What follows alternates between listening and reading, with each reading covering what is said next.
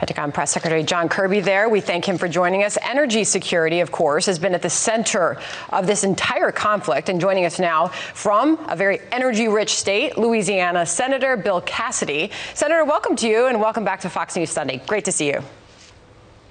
Hey, thanks for having me. So you just saw my interview with Pentagon Press Secretary John Kirby on the escalating tensions with Russia and Ukraine. What was your takeaway from what you just heard, sir? Yeah, this is a culmination of the United States kind of de-arming when it comes to energy diplomacy.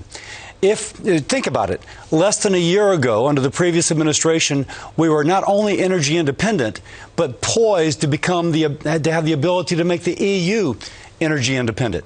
In less than a year, we've lost that ability. And so now Russia has the leverage over the EU in terms of energy supply in order to kind of blackmail them into turning a blind eye. You could argue they're trying not to, but Germany's response has been quite muted to this apparently pending invasion. I would say that this is a culmination of a failed energy geopolitical policy. Senator, on that note, General Keane and others have said, well, is it as much leverage as we make it out to be, considering that gas is not yet flowing through that Nord Stream 2 pipeline? It's not currently a revenue source for Vladimir Putin. So is it as much leverage as many are making it out to be, that pipeline? There's still Nord Stream 1, and there's still liquefied natural gas shipments in 2. And by the way, energy prices are much higher in Europe right now than they traditionally are, and that's having an impact on the individual's pocketbook and upon their economy. So we've already seen a kind of hint of that leverage, and it could obviously increase should the Russians decide to further exploit. All right, Senator, the president is strongly encouraging, meanwhile, and you just heard us talk about this a moment ago, encouraging Americans in Ukraine to leave as soon as possible, and says that there is no prospect for a U.S. military-led evacuation from inside Ukraine. So should the U.S. be doing more about this? I agree with the president 100%. Use some common sense. We should not be endangering our soldiers, our Marines, etc., because somebody decides not to evacuate until after the fact. Get out. If there's a pending invasion, use common sense, leave. All right, Senator, the president this week, meanwhile, vowed to end that Nord Stream 2 pipeline if Russia invades Ukraine. Germany said it is united with the U.S. in that decision. He did so standing next to President Biden at the White House. So if that pipeline, as we just discussed, remains halted, Germany will lean on other foreign nations, as you well know, for a significant amount of their energy needs. So what can we be doing as a country today, knowing the resources that we have and can tap into, as you just mentioned? What can we be doing to prepare for what will likely be an energy crisis in Europe if Russia does invade?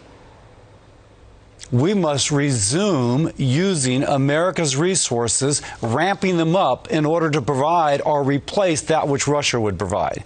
By the way, that means beginning to lease in the outer continental shelf off Louisiana, allowing development of oil and natural gas and public lands on the inland, and speeding up permitting for the LNG export facilities and pipelines that are currently not occurring.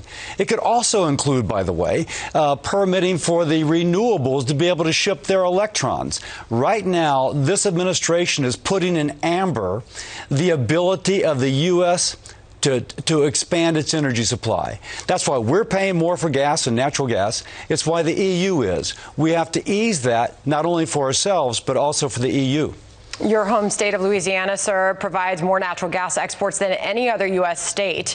And of course, we know you have access to a whole lot more. You and a few other Republican senators met this week with the EU Commissioner for Energy. Were there any promises made that we will be able to meet Europe's energy needs in the future?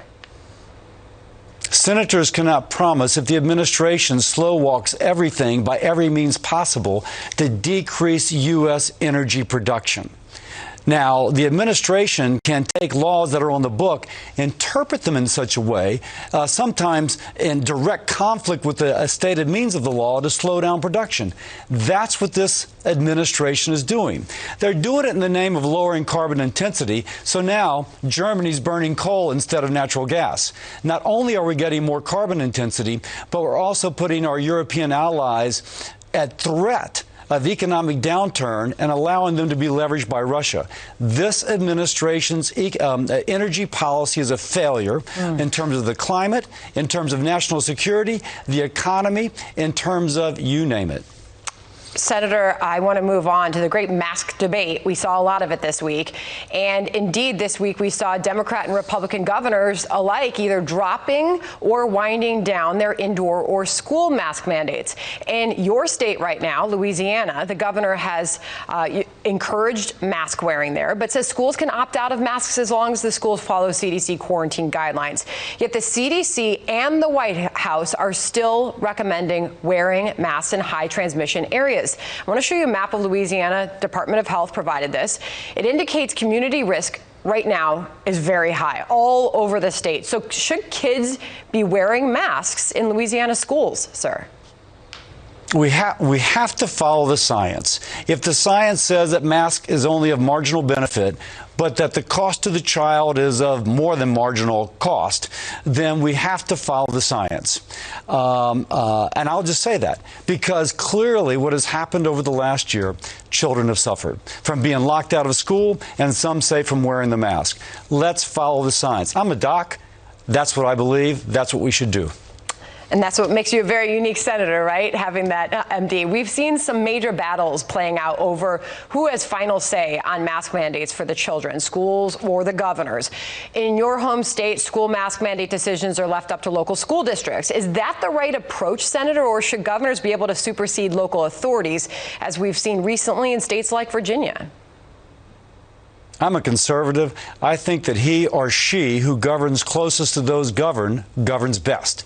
So I do think that should be a local decision. I say that as a rock-ribbed conservative. Great to hear from you, Senator. Joining us from the great state of Louisiana, Senator Cassidy, thank you very much.